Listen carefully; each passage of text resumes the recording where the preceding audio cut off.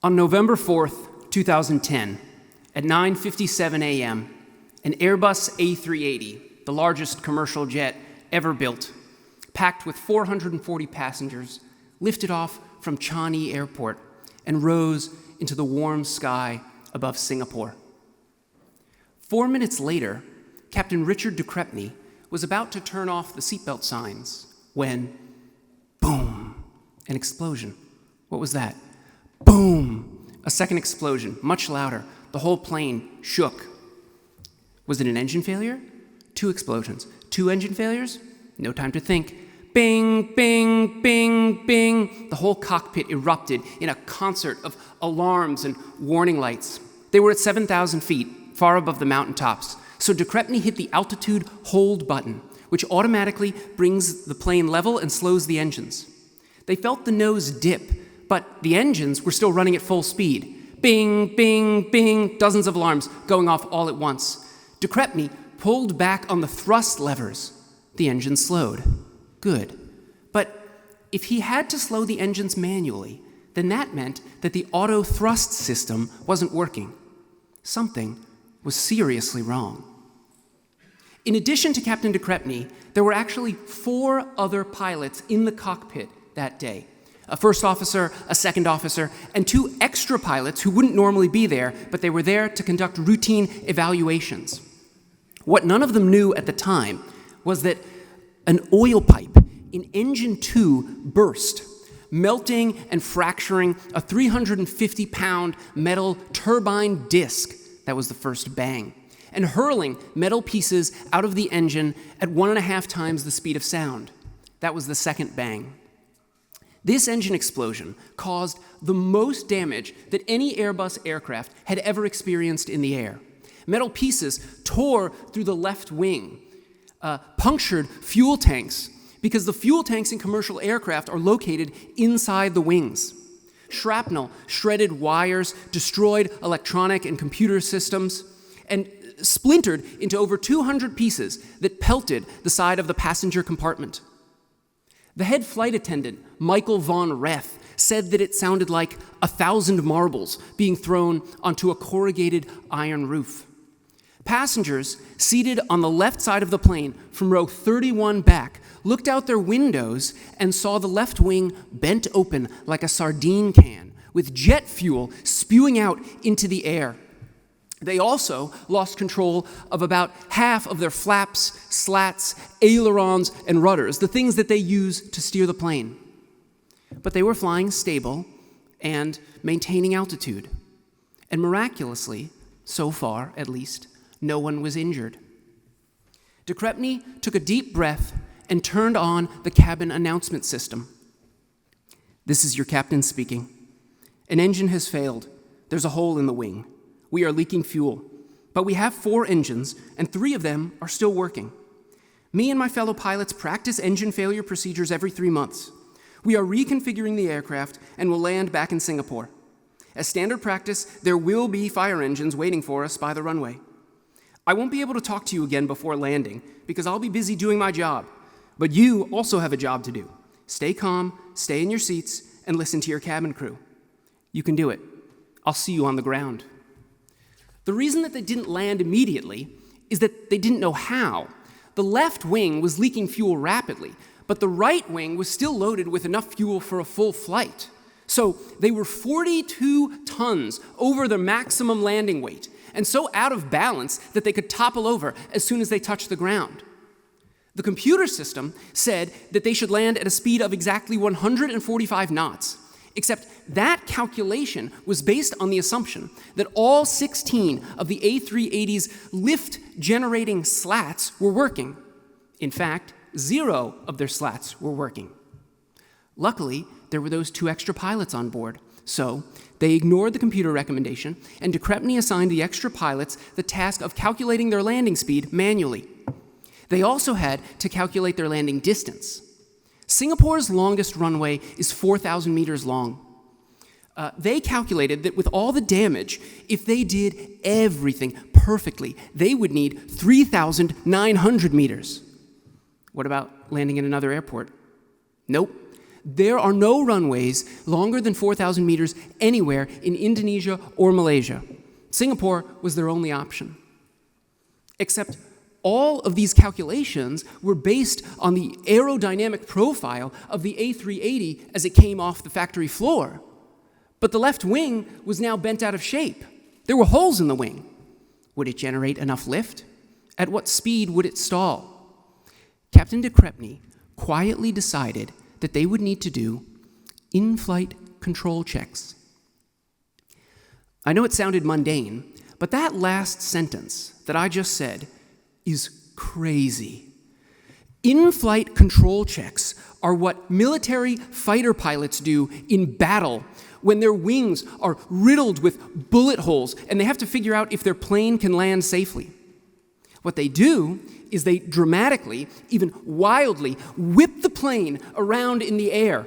They push it right up to the limit of stalling and falling out of the sky as a means of determining what that limit is.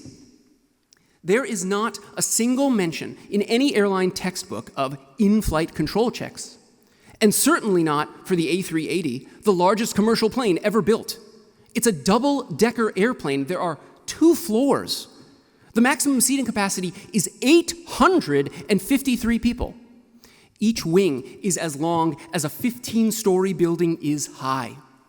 You can't just whip that plane around in the air. So I don't blame the other pilots for not having reached the same conclusion. But de Crepigny realized that, from an aeronautical perspective, the damage to their left wing was not dissimilar to bullet fire. Yes, we're not flying a fighter jet, but in the next few minutes, one way or another, we are going to find out whether the left wing is generating enough lift. We can either find it out now, thousands of feet up, with time to adjust, or we can find out 50 feet above the runway, moving at over 150 knots, dropping fast, with 469 souls aboard. Landing this plane with a torn-up left wing is a control check. The only question is whether we first do a practice one up here. So they did the control checks. De Crepigny pushed his side stick 10% to the left. Nothing happened. They had lost control of most of their slats. He pushed the side stick 100% to the left. The plane gently rolled left. Same thing on the right side. They didn't have nearly as much control as normal, but they could steer. Then they set themselves an imaginary runway in the sky and did a full dress rehearsal of the landing at 4,000 feet. The result was that both wings were generating enough lift to safely land. As they approached the airport, they knew that they had to land at exactly 166 knots. Too slow, and they would lose lift, fall, and crush the landing gear beneath them. Too fast, and they would overrun the runway. Within just a few feet of the ground, they were descending too fast, so de Crepigny pushed the side stick forward, which tilted the nose down, but lifted the back landing gear up at just the last second to soften the blow. They touched down, gently, wheels on the ground. But they weren't slowing down. The other pilots screamed, "Max braking, Richard!" "I am," de Crepigny said. He pushed the brake pedals hard against the floor, his back jammed against the seat cushion. The first officer pushed his feet down, reaching for his brake pedals, only to discover that they were already fully depressed. They slid down the runway, past the midpoint where several fire engines were positioned, then past the 3,000-meter mark. They could see the end of the runway approaching. Slowly, they came to a stop. 11:46 a.m., touchdown, on the same runway that they took off from. After sitting on the runway for over 2 hours, the 440 passengers assembled in the airport terminal. Someone handed de Crepigny a microphone, and he explained everything. Engine 2 had failed in such a way that led to holes in the wing, several leaking fuel tanks, damaged flaps, slats, and ailerons. He explained how they manually calculated and then double and triple checked their landing speed. He explained how engine failures only happen about once in every 300,000 hours, and never as severely as this. Statistically, he said, You will never experience another engine failure again. Then he took questions. Why did we have to sit on the plane for 2 hours after landing? Someone asked. The alternative, de Crespigny explained, would have been an emergency evacuation with the inflatable yellow slides. But that's a chaotic and dangerous undertaking. People get pushed to the ground, children get disoriented and become separated from their parents. Unavoidably, some percentage of elderly passengers break their hips. And jet fuel was still pouring out of the left wing. So even if we got everyone down onto the runway, you would be walking through a pool of what is basically kerosene ankle deep. And also, we just landed 35 knots faster than normal. The brakes were burning white hot and surrounded by jet fuel. De Crespigny kept answering questions for 50 minutes. Then, there were no questions left. According to airport staff, the passengers seemed happy. And if you look at photos of the passengers leaving the airport after this harrowing incident, you can't help but notice that they're smiling. So that's the story. But did you notice the kinds of things that de Crespigny had to do that day? So much of it went beyond the technical skills that we normally associate with piloting an aircraft. Of course, he needed those technical skills, dexterity in maneuvering, the side stick, knowledge of the aircraft, and so on. But most of what he did was reasoning and communicating. And communication, not just in the sense of transmitting information or issuing orders, but communication in the sense of persuading, debating, pacifying, negotiating. Here's my point. The difference between a good pilot and a great pilot is not further improvements in one's ability to maneuver the aircraft. The difference between a good pilot and a great pilot consists in the possession of a whole body of wide-ranging, fundamental intellectual skills. You know, like the kinds of skills you get with a broad, capacious, liberal arts education. The story of Captain Richard de Crespigny and Qantas Flight 32 is a story about the immense power of one of those intellectual skills. And I don't even want to say it because you guys are going to think, oh, this guy is such a philosophy professor. But here goes. It's a story about the absurd, immense power of the giving of reasons. Well, I can feel you backing away. Hold on. He did it like 3 times. First, when Captain de Crespigny made his in-flight announcement, this is the captain speaking and all that, he didn't say to the passengers, you are safe. He didn't have to, because he supplied the facts that prove or evince that they are safe. That's what a reason is. A reason is a fact or piece of information revealed at the right time. It's a fact that pilots do engine failure training every 3 months. But if you hear that fact immediately after an engine failure, it's not just a fact. It's also a reason to think that you are safe. The opposite of giving someone reasons is giving them one of my least favorite things in the world, vague, feeble reassurances. Just imagine if he had come on the intercom and said to passengers who could see holes in the wing, don't worry, you're safe. They would have been terrified, because telling people that they are safe without giving them any reasons to persuade them that they are safe doesn't work.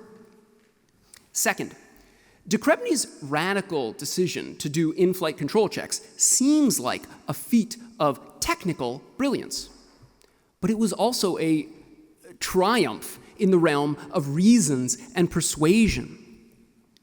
The fact that it's better to find out whether your wings are generating enough lift at 4,000 feet as opposed to 50 feet, that's a fact.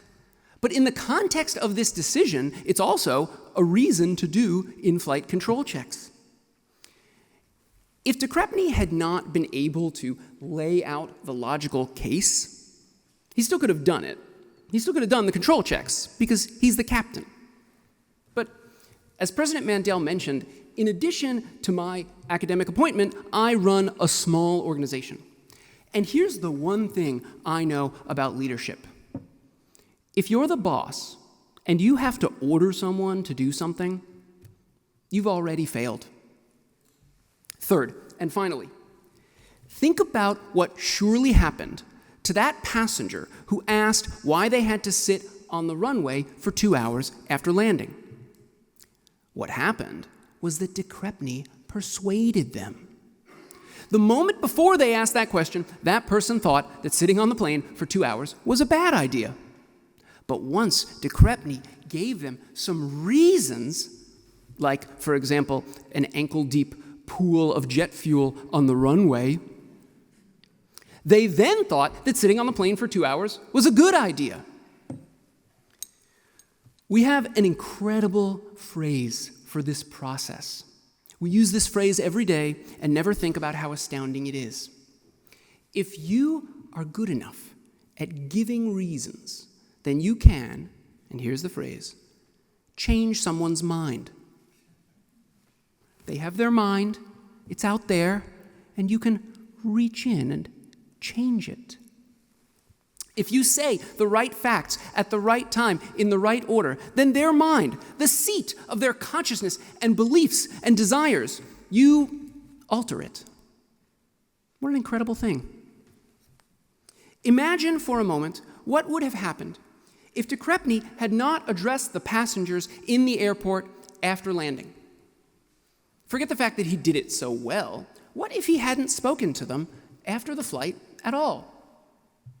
Well, they would have been addressed by some airline executive or PR staffer.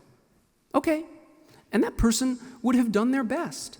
But what would they have said to the question about why they sat on the runway for 2 hours? You know what they would have said. Our number one priority at this airline is passenger safety. Our trained and experienced pilots and ground crew determined that waiting on the plane was the safest course of action. Duh! But what are the reasons that explain why it was the safest course of action? I'm talking about the difference between informing someone of a decision and persuading them that it was the right decision. And what makes that difference is reasons. In a television interview, a passenger was asked if anyone panicked. They responded, "Everyone was calm. The captain and Qantas crew were fantastic. Qantas was fantastic. The fire truck sprayed water to cool the brakes and laid foam on the leaking fuel." Can you imagine being on that flight and sitting on that runway? And, I didn't even mention this. The air conditioning didn't work. And then, still, coming out of that experience, thankful and smiling and defending the crew and airline? Defending the airline? Such is the power of reasons to actually answer people's questions. Not vetted corporate statements, but actually answering people's questions. De Crespigny kept answering questions not until he ran out of time, not until he got tired and bored, but until they didn't have any questions left. He kept explaining and persuading and giving reasons until they were satisfied. That's what reasons do, and what vague reassurances don't. They satisfy. They make you feel full, like you've eaten enough. Okay, so if vague reassurances are so bad, and reasons, giving reasons, is so good, then why is our world full of so much empty, unpersuasive blather? Why doesn't everyone just explain and justify their decisions? Because they can't. Explaining the reasons for a decision marshaling facts in order to rationally persuade someone, that's a skill. It's not usually taught in pilot training. It is sometimes, when we do it right, taught in a liberal arts education, in the laying out of evidence in the sciences and social sciences, in the careful presentation of argument in the humanities. This skill, the artful giving of reasons to change someone's mind, is the most underrated intellectual capacity that exists. If you feel like you've gotten that from your education at Williams College, then, like the passengers on Qantas Flight 32, you should leave happy, smiling. Thank you.